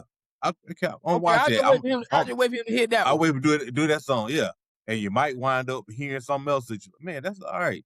They don't have that now. They don't have that. But at any rate, man, we have found ourselves in that final hour. Hold on. I want to make sure I ain't do something right. Oh, you didn't give me one. Wait a minute. You know what? Nah, but we didn't hit this time frame, man. Yeah. So, we'll just hit refresh on that one on another time. But I just want to make sure, I want to thank you all for coming out. Make sure you follow and subscribe with us on YouTube. This is the NOJASSSHOW. You can find us on TikTok. You can at the same name. You can find us on Twitter, X. We're live on Riverside platform, live on Facebook on my page, DUPOZNIVEK, live on RUSSELL Ladies Love Tanker. Whatever came up, look at, I'm getting a little bit now. On his page, also in the locker room, and also the link can be found on our No Jazz Show page on Facebook. Now, you got any last words, Tank? My last word, it's going to be real quick since we're going over. I'm just going to say I'm looking forward to this off season. I'm looking forward to seeing the free agency. I'm looking forward to the draft coming up. I'm also looking forward to things that we've got coming for our upcoming episodes. So y'all just stay tuned. We got some good stuff coming. And hey, make sure you like, share, and subscribe and comment. All right. That was the last word from Tank. We're heading into this again, man. 2 years, boy. 2 seasons. Rocking and rolling. We're gonna punch some bricks next time. That water about to fall in. So for what I'm gonna say, these are my last words. And I'm gonna keep it brief. Hey Barbara, this is Shirley. So for all you ladies who gonna find out on February 15th whether you Barbara or Shirley, I got a message for you. It's better to be Barbara or Shirley on Valentine's Day than to be Cardi B. Those are my last words. This has been Jazz Show. Make sure you like, subscribe, comment, and share. Thank you, these people of salute. We will holler at y'all on the flip.